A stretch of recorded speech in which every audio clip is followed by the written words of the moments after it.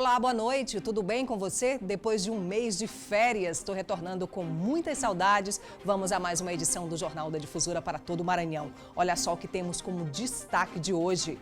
Polícia Rodoviária Federal registra 9 acidentes nas estradas que cortam o Maranhão durante o feriado prolongado. Motorista envolvido em acidente com ciclista segue foragido. Familiares da vítima pedem por justiça. Em Presidente Dutra, a polícia apreende droga escondida dentro de mala avaliada em mais de R$300 mil. E postos de saúde na capital ficam vazios no primeiro dia de campanha contra sarampo em jovens. E ainda, debates e eventos culturais promovem a Semana da Consciência Negra no Maranhão. Está começando agora o Jornal da Difusora.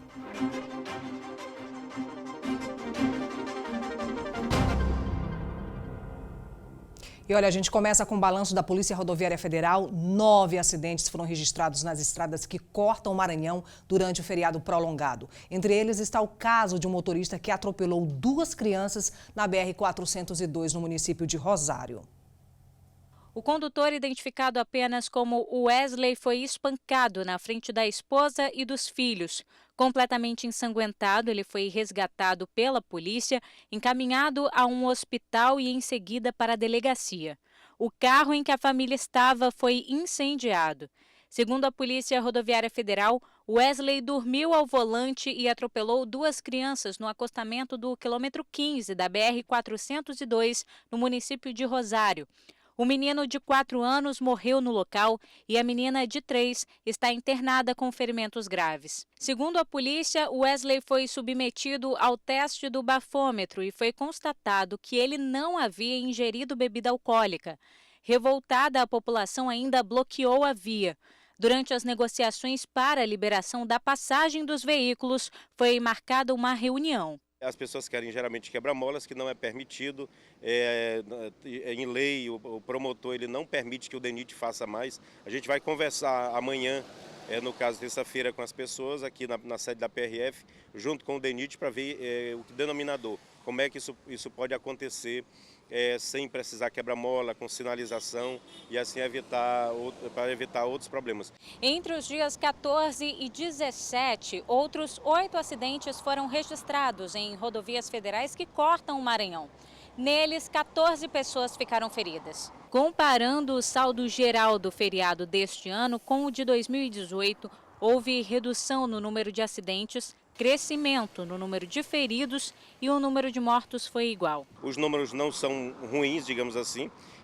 A gente sempre trabalha para não ter óbito nenhum, para não ter ocorrência nenhuma, mas eventualmente acontece. Ao longo do feriado, a PRF também realizou fiscalização nas rodovias que cortam o estado. Várias pessoas foram presas por cometimento de crimes, por embriaguez ao volante, que também é crime, e outros tipos de ocorrências. Então foi muita gente fiscalizada, muitas equipes de reforço durante esse período de feriado, várias viaturas no trecho aqui próximo da parte norte da capital, como também Imperatriz, Santa Inês, Timon, Caxias e várias outras partes do estado.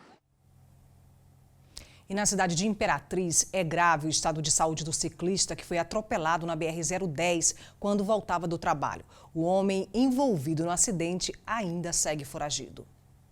Após o acidente, a família de José Dias Filho levou novas imagens para a polícia que continua investigando o caso. A família pede justiça. José está internado em uma UTI em estado grave. O acidente causou uma mancha de sangue no cérebro e lesão na coluna cervical, que afetou a medula, mas não sabemos ainda a dimensão, da lesão, porque está dependendo de um exame de ressonância.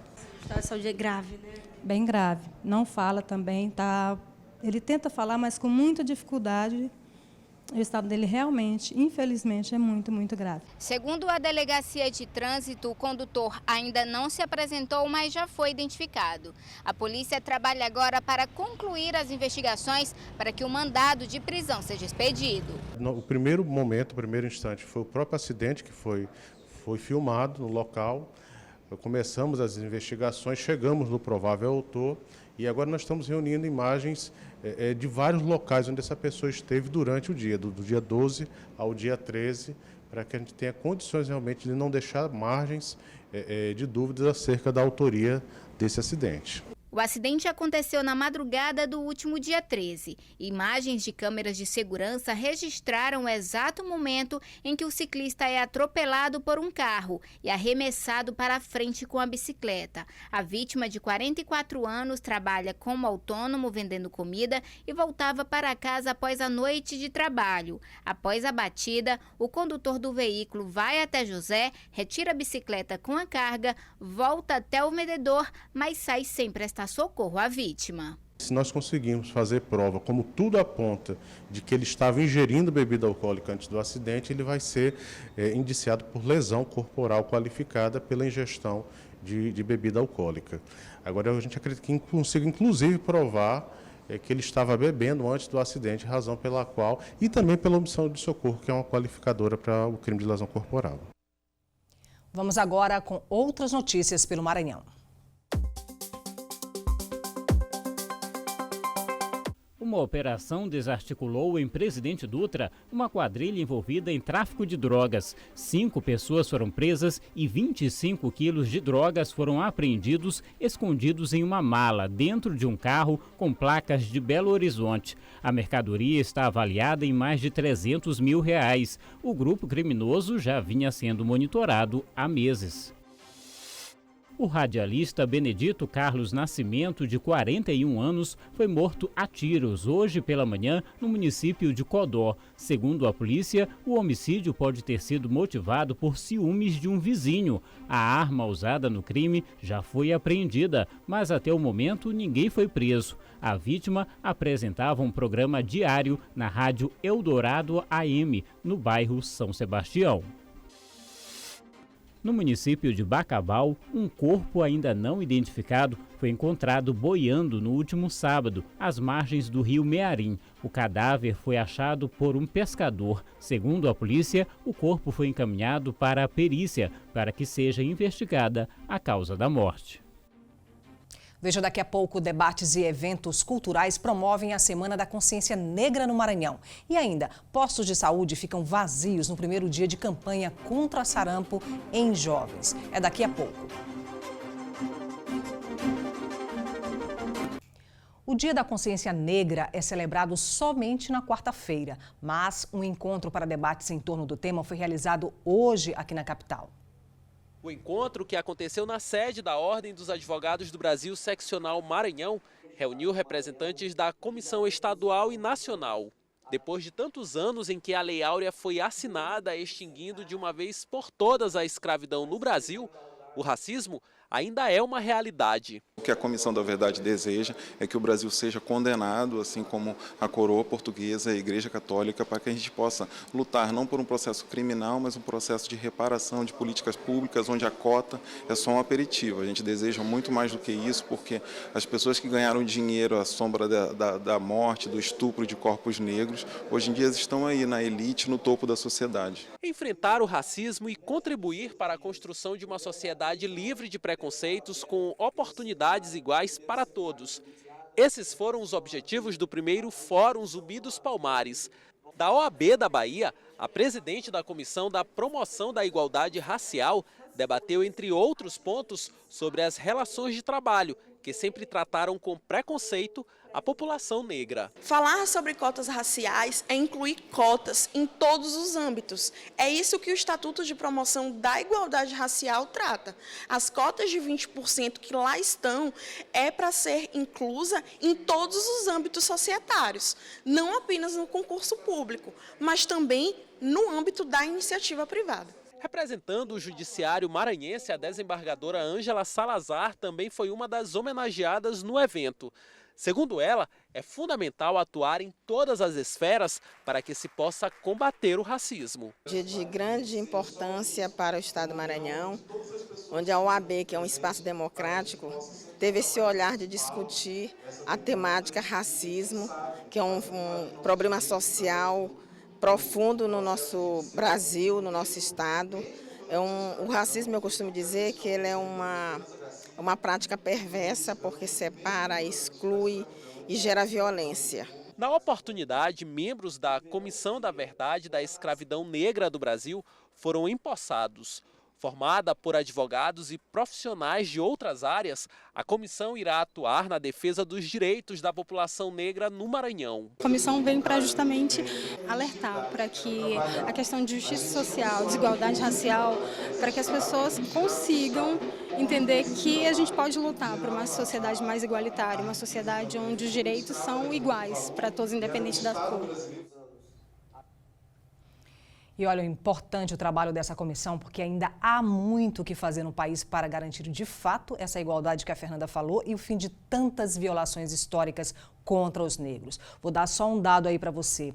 O Atlas da Violência, estudo do IPEA, aponta que 75,5% das vítimas de homicídio são negras, maior proporção da última década. E o Maranhão participa de mais uma etapa da vacinação contra o sarampo. Dessa vez, o público-alvo é de jovens de 20 a 29 anos. No primeiro dia, a procura pela vacina nos postos de saúde foi muito baixa. Sem filas, o primeiro dia da segunda etapa de vacinação contra o sarampo não foi como esperado. Neste posto de saúde, poucas pessoas vacinaram. Apesar da pouca movimentação nesse primeiro dia de vacinação, o Maranhão já recebeu 430 mil doses da vacina que estão sendo distribuídas nos 217 municípios. A prioridade nesta etapa é vacinar as pessoas de 20 a 29 anos de idade. Outras 95 mil doses extras devem ser disponibilizadas para o Estado. Esta etapa da campanha vai até o dia 30 de novembro, quando será realizado em todo o país o dia D de mobilização. O que a gente pede que os jovens nessa faixa etária façam? Procurem seus cartões de vacina, né? E nesse período, até o dia 30 de novembro, eles procurem as unidades de saúde com cartão de vacina, para que possa ser avaliada a necessidade de fazer ou não alguma dose. É importante que as pessoas que forem vacinar levem o cartão de vacinação. Na primeira etapa da campanha, segundo o Ministério da Saúde, mais de 80% do público-alvo foi alcançado no estado. No Maranhão, 6 casos da doença já foram confirmados.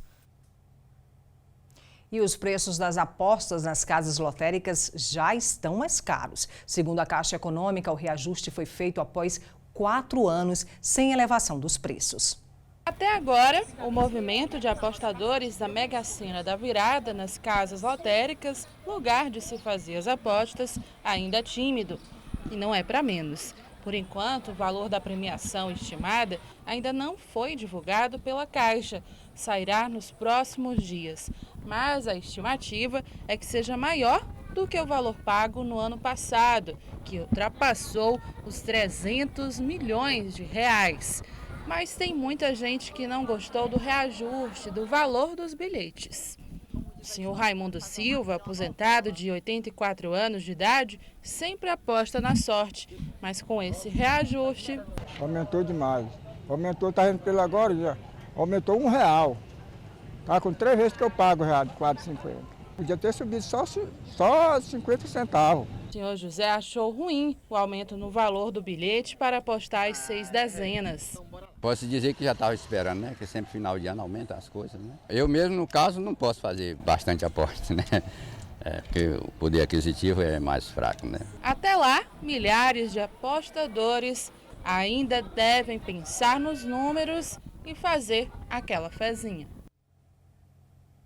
E agora a gente faz um rápido intervalo. Daqui a pouco, o Comédia Musical abre programação da 14ª semana do Teatro no Maranhão. Daqui a pouquinho.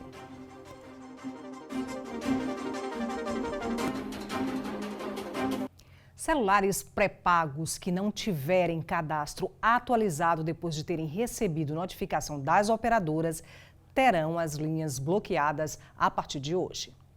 Que os celulares são indispensáveis em praticamente tudo hoje em dia, isso todo mundo já sabe. Hoje o mundo vive em torno do celular, né? Para se comunicar, entendeu? E eu acho que temos que atualizar para ficar mantendo, atualizar para ficar atualizado, entendeu? E quem usa os pré-pagos deve ficar atento, é que a partir desta segunda-feira, as operadoras passarão a bloquear algumas linhas que estão com pendências cadastrais. Informações como o CPF não correspondendo com o titular do cadastro ou endereço incorreto podem gerar o bloqueio, segundo a Anatel. Por isso, quem já sabia ou não do bloqueio deve se antecipar. Querendo fazer, para ver como é que vai ser. Procurar o operador. Isso, vou procurar. O G vai ter que fazer isso. No Maranhão, os bloqueios podem alcançar até 4.000 pessoas, o que representa apenas 1% das linhas em uso no estado. Após o bloqueio, os usuários vão poder desbloquear os aparelhos fazendo contato direto com a operadora. Esta é apenas a primeira etapa desse processo, que a Anatel chama de atualização da base cadastral. Virão medidas para garantir que, ao habilitar o novo chip, sejam apresentados os documentos e esses documentos sejam validados. Isso é de uma forma o mais ágil possível, o mais eletrônica possível. E também vai ser disponibilizado ano que vem um portal na internet para que o próprio consumidor coloque seu CPF e verifique se não está sendo utilizado, se não há uma linha desconhecida utilizando seu CPF. Tudo isso com que objetivo? Garantir a maior segurança dos consumidores, evitando, ou pelo menos minimizando a ocorrência de fraudes. E agora a gente confere a previsão do tempo para amanhã.